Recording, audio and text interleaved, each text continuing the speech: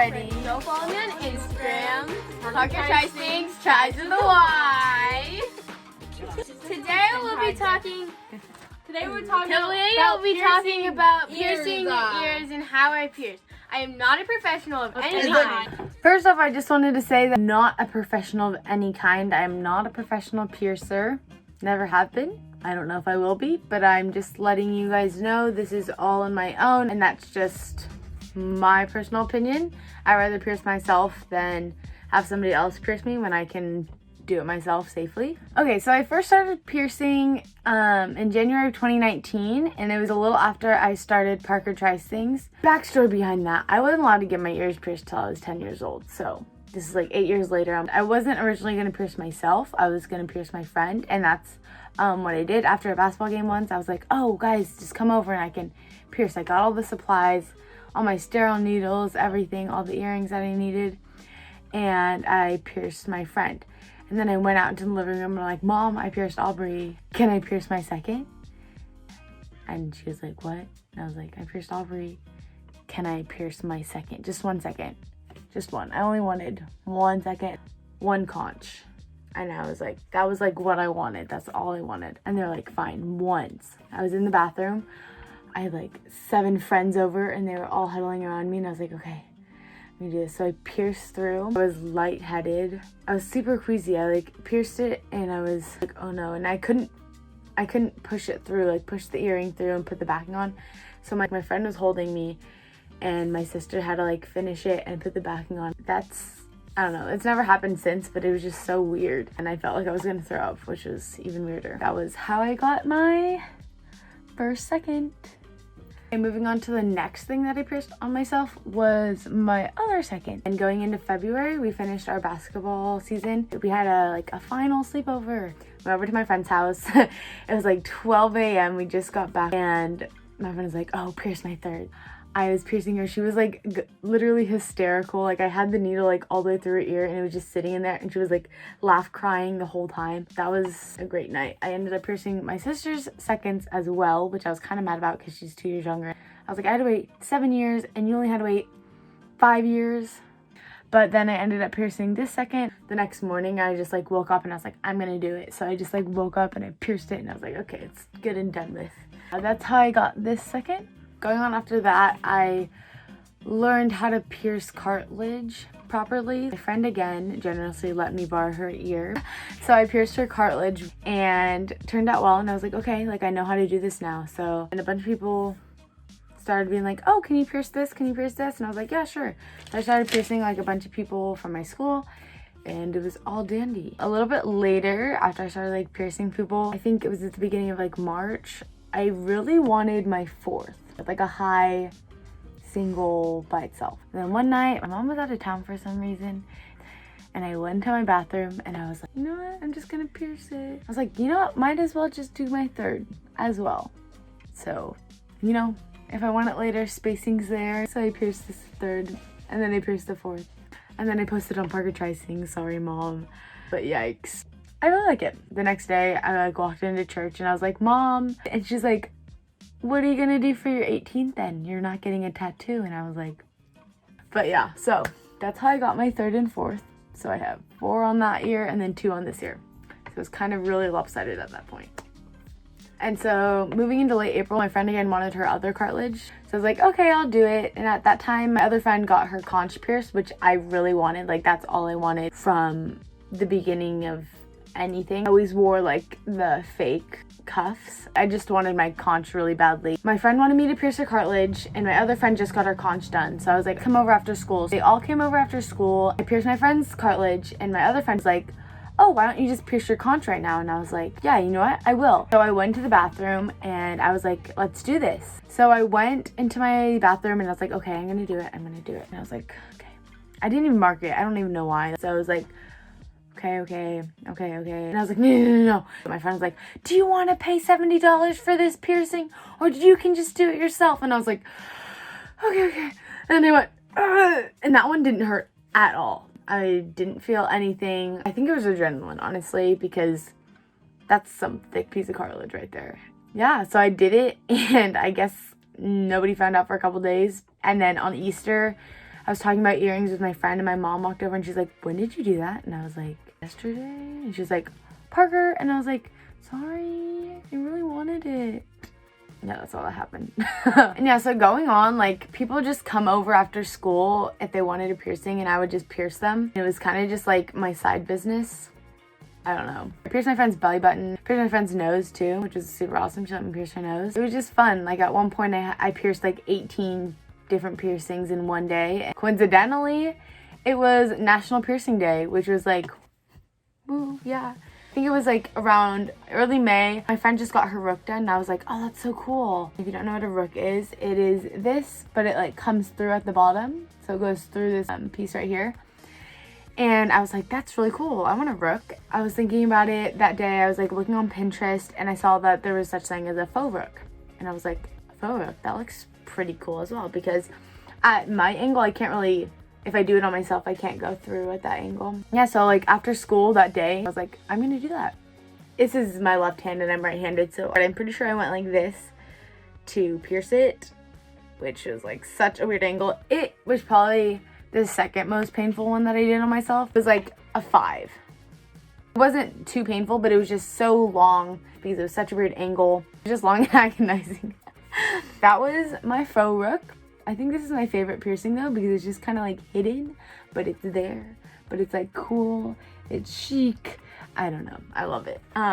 So yeah, that's my faux rook. And so by the time I like did all the ones that I had, I was like 18 at that point because I turned 18 in April. So technically it wasn't like me asking for their permission. They were kind of just like, really, Parker, you just keep piercing yourself? Like, I knew I wanted to go into the military and I knew I was gonna have to take them out anyway, so like might as well. I'm young. Like, that was my thinking. I didn't really get their permission per se. It was more of ask for forgiveness rather than permission at that point. My dad feels like doesn't like piercings. My mom's like, okay, whatever, it's your body. Yeah, that's basically, I feel like, how they feel about it. And then last but not least, I have one final one on this ear. It is a helix. I did this helix, I want to say in March of 2020. I waited like almost a whole year. So I got to college and I really wanted to donate blood. And they're like, you can't donate blood because you got pierced within the last year and it wasn't professionally done. And I was like, dang it. So I was like, I really like donating, yeah, I really wanted to donate blood again. So I was like, I'm just gonna wait a whole entire year from like May 6th. That was like the last day I got a piercing done. Wait a whole entire year and then I can get my blood drawn again. So that was my plan. But then one late night, I was just so done of doing homework. I really just always wanted a helix. Like, that was like a big thing. Everybody that I went to high school with had a helix. I guess it was just a thing people got. I don't know. I wanted to be different, so I never got a helix. But then I was like, you know what? They are cute. If you put like a ring or something in them. I actually vlogged it before I started vlogging, and I was just like, guys, it's 12 o'clock, and I'm going to pierce my cartilage.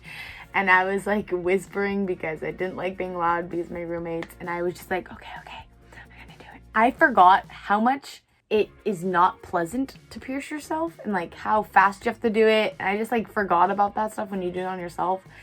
And I just heard it and I was like, oh. So I did it and I was like, oh, it's fine, it's all good. And I just went to sleep because it was so late. But that was that. My pain levels, I would rate this one the most painful out of everything because I think it gets caught on your hair. And it's just out in the open, kind of. Like, my conch is in the middle. It doesn't really get caught on anything. And it doesn't even hurt anymore. My faux rook doesn't hurt either because it's also in the middle of the ear. So it doesn't get caught on anything on the outsides. So that's super nice. I would say, yeah, like 7 out of 10. 7 out of 10. Like 2 out of 10 for my conch. 5 out of 10 for my rook. And then these ones didn't hurt that badly. These two that I did at the same time. I think those were like a 2 as well. My second, that was just made me queasy. I think that was like a 3 because it was just the whole feeling was just blah. And this one, I don't even remember how it felt. Really don't remember. That night, it was just, we were up super late and I was probably like half asleep when I did that. But it's all good because I can pierce people. So those are my piercings. I only have 1, 2, 3, 4, 5, 6, 9. Those are my super fun stories of my 9 piercings that I have. And now to get on to what you guys really want to see.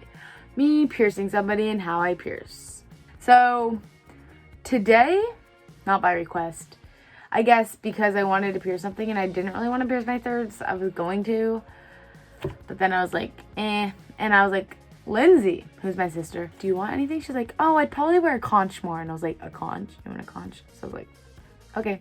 So today I will be piercing my sister's conch. That is the inner part of your ear right here. So I'll just start off with telling you what needles I'll be using, or what size needles and what size earrings I'll be using, because that's kind of like the easiest to go through and where I got all this stuff. Most of the stuff that I buy is from Amazon. So I bought gauged earrings on Amazon and the needles on Amazon, which is super nice. I buy most of my jewelry in stainless steel or certain jewelry if somebody's allergic to something, or I ask them to bring in their own jewelry because you can pierce things with studs. That's not an option.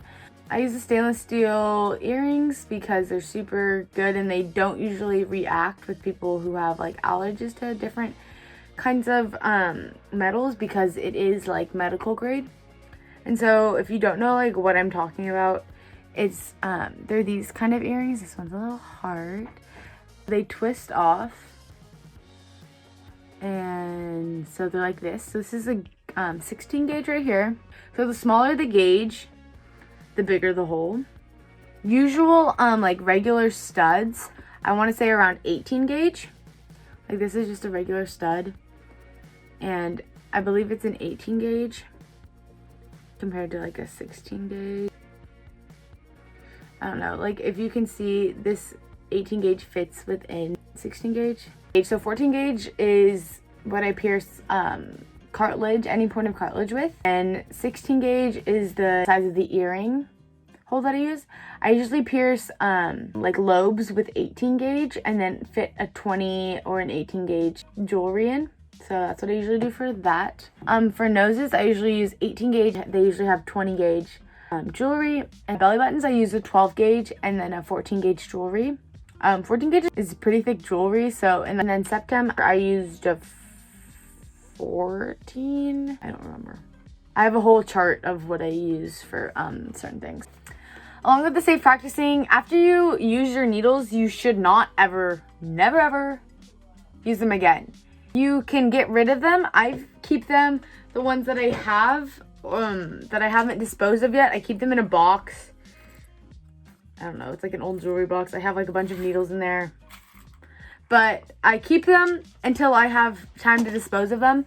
You can go to like a police station or any place where I think you can, even at the dump, they have like certain places where you dispose of them. Like at a doctor's office where they have that red little tin that's for hazardous waste.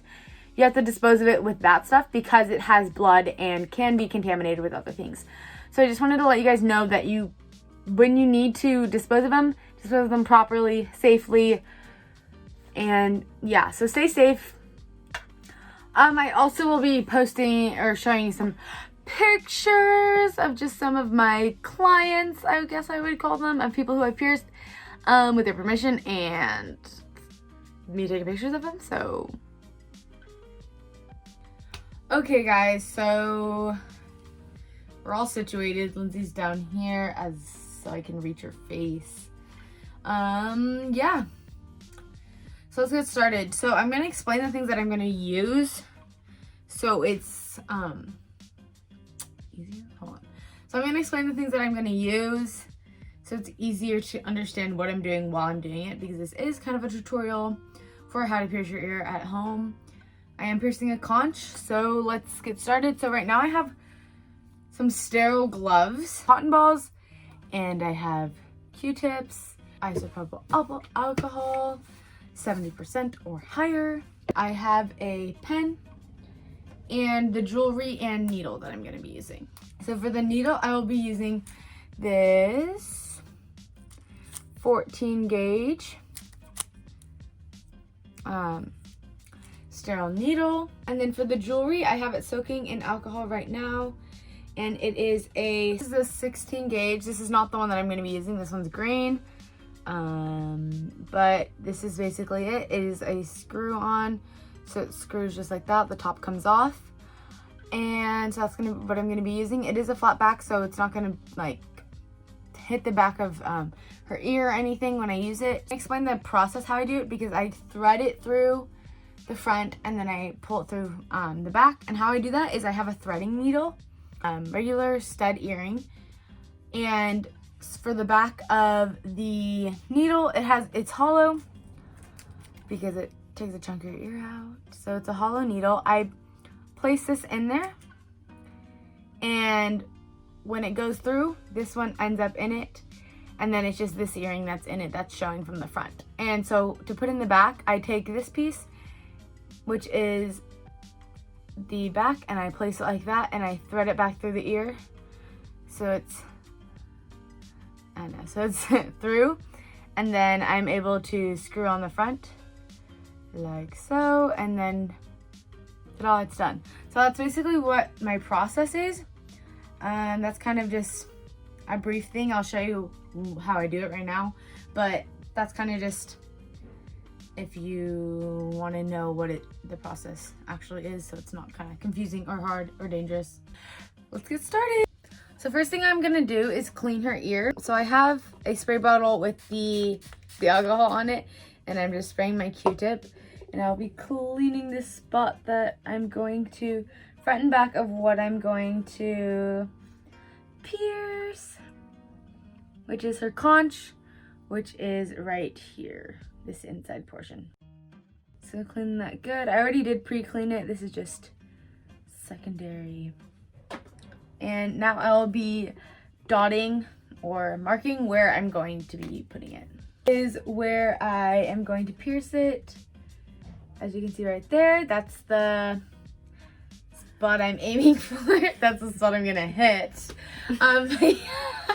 That's where I'm gonna pierce it. Her conch. I have a conch as well. We're gonna be twinning like sisters. Okay, so I'll get started. My hands are clean, but I will be putting on gloves. We will start. Are you excited? Do you feel good? So, right as this is open, it is not sterile anymore because it is outside, plagued to the coronavirus. I don't pierce this like a regular lobe. I go straight through, catch it in my hands, and it is not being caught by anything like an eraser or an apple or I don't know what else. So, let's get started. So through the needle, I will be putting my threading earring in. So once I go through, I can just go like that and breathe in, breathe out.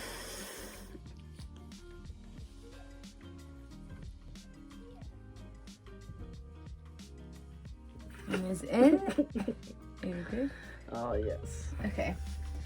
And I will be putting this guy attached to the threading needle and be pushing through. Breathe in, breathe out.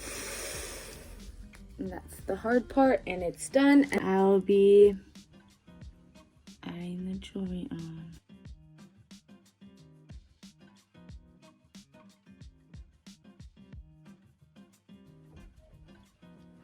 It is gonna bleed a little because the gauge that I was piercing it with was bigger than the earring, but that's how it's supposed to be, so it fits through easily and nicely. And that is her conch piercing. So this is her conch. Yeah, as you can see, it's not bleeding too much, but yeah. That's it. Did it hurt too bad? It was okay. Okay. So that's how you pierce at home. Cleaning, don't clean with rubbing alcohol. I know a lot of people say that, but that's not very correct because it does dry out the piercing, and you don't want it to dry out because that's like your body healing it. So don't necessarily, you need to like actually like sanitize it. That is what you should go to, rubbing alcohol.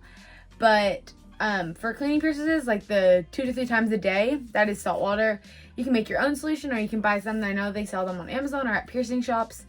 But yeah, that's how you do that. But yeah, that's your conch. Wow, so nice. But yeah, those were my piercing journeys and me piercing my sister's conch. Okay guys, I hope you enjoyed this video. If you did, like, subscribe, comment down below. I will put a link in the description of everything I bought and used, and where I got it. I do not have any certification whatsoever, so I do it for myself. I do it for people who trust me to do it for them. I am not a professional. I say again, I'm not a professional. This is just how I do it, and some tips and tricks to do it safely if you want to try to do it at home. Anyways, I hope you guys enjoyed this video. Happy piercing. Yes, happy piercing. See you guys next time.